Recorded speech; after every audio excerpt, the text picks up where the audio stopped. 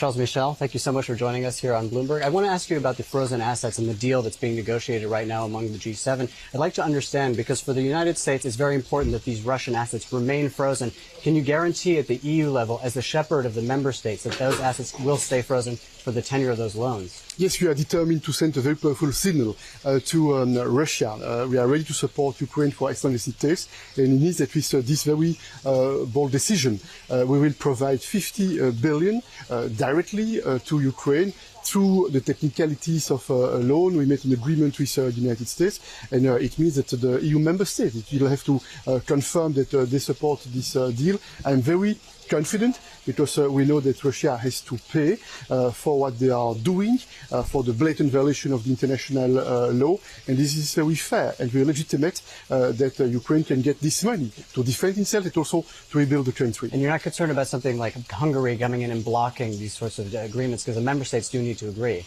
Look, we have an in-depth agreement today, and it's a very powerful message, and it will be the task of the technical team in the days to come, in the weeks to come, to put it to put it in concrete terms. But the orientation is very strong, and all the leaders, we want this agreement to be implemented. And when do you assume, when will that money actually arrive in Ukraine? In the months to come. It will be very quick, and in the discussion with the colleagues, we could feel that we understand the urgency of the situation and the importance to support Ukraine now. They need this money now, and that's why we found this innovative way of supporting Ukraine. But the most important thing is a political message. It means that the G7, we are absolutely determined not to be intimidated by Russia. We know that the expectation, the hope of the Kremlin, it would be a certain fatigue on our side. This is the opposite. And the question of political messaging, what is the political message to China and its trade policy?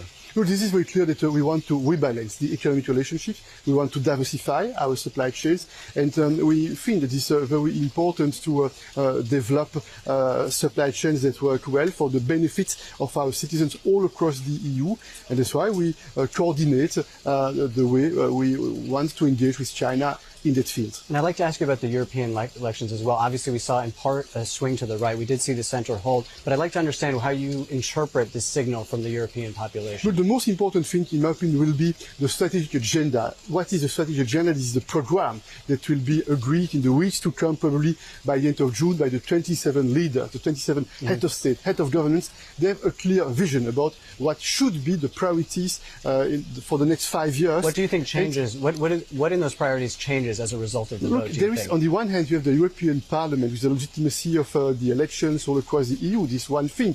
But this is the responsibility of the European Council to provide the strategic orientation for the future of the EU, and we are doing our job, and that's why in the weeks to come we'll make this very important decision. And I can tell you there are two important priorities. The first one is more prosperity, better regulation, smarter regulation, more competitiveness, more investment, point one. And point two, we are determined to do much more in the field of defense and security. Do you think that there could be a decision on top jobs by Monday? Because it seems like things are firming up. Look, the leaders will have to make a decision, and it's my task to unite the leaders, to help them to make a decision, and this is my main focus. And speaking of that leadership, there are a number of leaders now within that cohort that have been really weakened by the European elections. We know what's going on in France. We know what's going on in Germany. How do you think that will reflect in the sort of conversations at that level? We need sort of leadership in Europe. I'm very confident that the European Council, which is a unique body because it's a gathering of 27 leaders, head of state, head of government, we have the political influence, we have the political legitimacy to make the fundamental decision for the future, and this is what we are doing. And are you concerned about the outcomes of the French election? Do you think that a weaker France makes the task of the EU harder?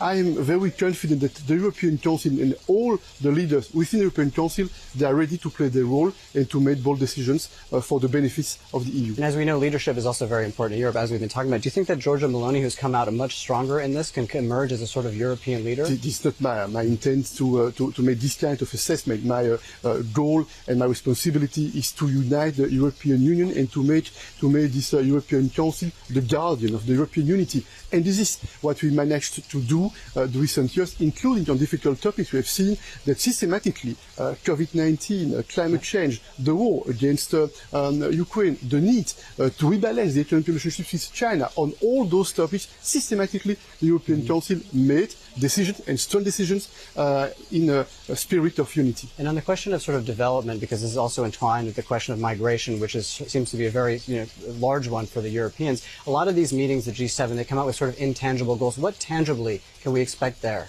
Look, there are two important elements. The recent months, we made huge progress thanks to the European Council once again. Why? Because finally, we put in place our strategy. I mean, we need to put in place broad agreements, concrete operational agreements with third countries so that we can manage in a better way this migration challenge, point one. And to be very operational, we are making here an important decision, and I hope it will be confirmed very soon, because we put in place a coalition against the smugglers. We need to be much more effective in the way we prevent the activities of those criminal groups, in the way we sanction them. And do you think that the G7 has sort of failed to bring in the global south to the benefit of China? Is that going to change now? No, you're absolutely right. This is a challenge for the years to come, and there's a special role for the G7. Yeah. We have to engage with the so-called global south. We have to listen to their concerns. We have to explain what are our priorities, and we have to build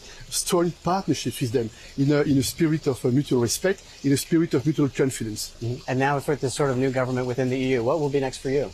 Oh, this is too early, and my only obsession is to make sure that until the last day I fulfill my task for the benefit of the EU. Charles Michel, thank you so much. Thank you. Thank you.